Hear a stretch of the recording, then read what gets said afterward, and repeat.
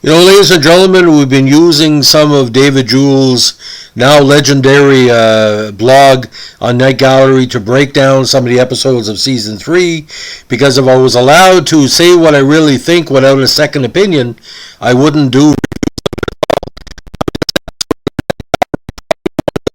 its history. Only the last episode is as bad. Now, other people tend to like it, and David Jewell does, but according to Jewell, it's not as good as the doll of the first season episode, but much better than Lagoda's heads. To him, it lies squarely in the middle and is reviewed here. Not for me. The plot makes no sense. But I have to do it because third season we're trying to get through the episodes as objectively as we can.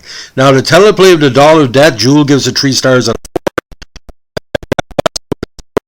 Vivian Meek, directed by the great John Badham, with Susan Strasberg, who previously appeared on the Gallery as Midnight Never Ends, as Sheila Trent, Alejandro Rey, the poor man's Ricardo Montalban as Raphael, Murray Madison as Dr. Strang, not Dr. Strange, like our Nova Scotia of all Doran as Andrew, and Henry Brandon as Vereker. Now, the late middle-aged Brit Alec Brandon, played by Barry Atwater, is about to tie the knot with his younger trophy wife Sheila Trent, played by Susan Strasberg, and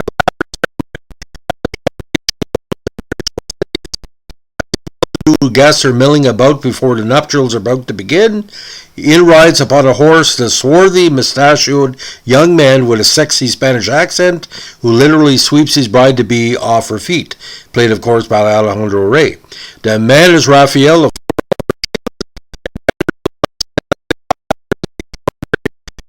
episode. Vi is West Indian Valley Andrew, played by Jean Doran.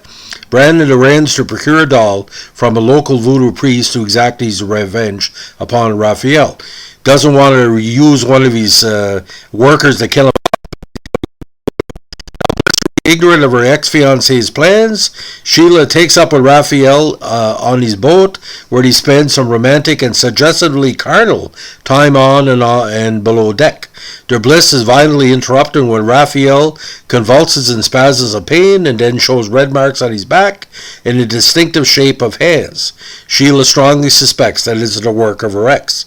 She enlists the aid of Brandon's physician friend, Dr. Strang, played by Murray Matheson. Sporting a fabulously floppy gray hairstyle, Strang plays a houseboat call and examines Raphael. The examination comes up empty, and as a friend of Brandon's, he vouches for the elder gent's character and refuses to believe he had anything to do with what has mysteriously stricken Sheila's young lover. Now, fearful for Raphael's life, Sheila sneaks into the plantation servant's quarters and seeks out Andrew, who she finds near death as he's been poisoned by Brandon. The owner discovered Andrew's attempts to thwart his boss's voodoo efforts. Andrew gives her a ring of Brandon's, which, if placed on the doll, will break the spell, and likely spell doom for Brandon. As she descends the stairs, she is confronted by Brandon. He sees through her attempts at a cover story and offers her one final chance to embrace the doll and embrace Raphael before he finishes off his rival. Now, Brandon raises the doll and smashes its head down on the table and immediately suffers an agonizing pain, which is in fact a mortal blow, and he crumples onto the floor. Sheila had surreptitiously placed a ring on the doll. When we see him lie dead on the floor next to it, we see the ring on the doll's fingers. Now, according to Jewell, I realized writing this that it sounds sillier than a 3-star episode, and perhaps for some it is, but I enjoyed it. Strasberg is not an actress who normally come to mind for a central role such as this, but I the story is also well directed by series pro John Badham in the final outing before going on to bigger and better things, such as War Games in 1983. See, the problem with the episode for me, I had seen it before in many different ways with Rod Serling being wrote, or Tales of the Unexpected, or Thriller, or whatever, because nothing goes good with Voodoo. So Voodoo, it's against a person that's trying to bring another person down or turn back. But like I said, if you would have picked a more sensuous actress, like Lorraine Gary, or like a soap opera actress, even like a Deidre Hall type. But Susan Strasberg, even though she was a beautiful woman, in her role, she comes off as basically very asexual, where basically she's a woman but she doesn't have too much appeal.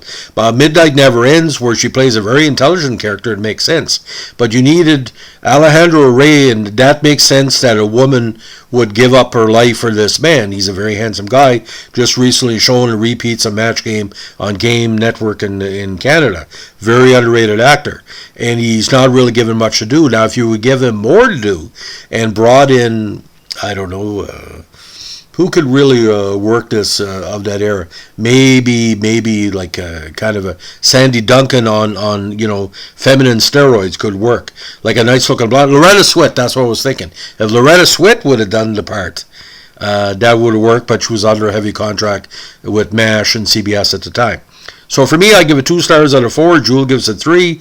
Let me know what you think. By the way, it's been my pleasure to do some of the third season episodes I never did before. We're getting more requests on the channel. But third season's a head scratcher for me, because sometimes it would work, and sometimes it would make no sense, and sometimes there was a good episode there, but the wrong people were either cast or in charge of the episode, with a good script and bad direction, or a good direction and a bad script.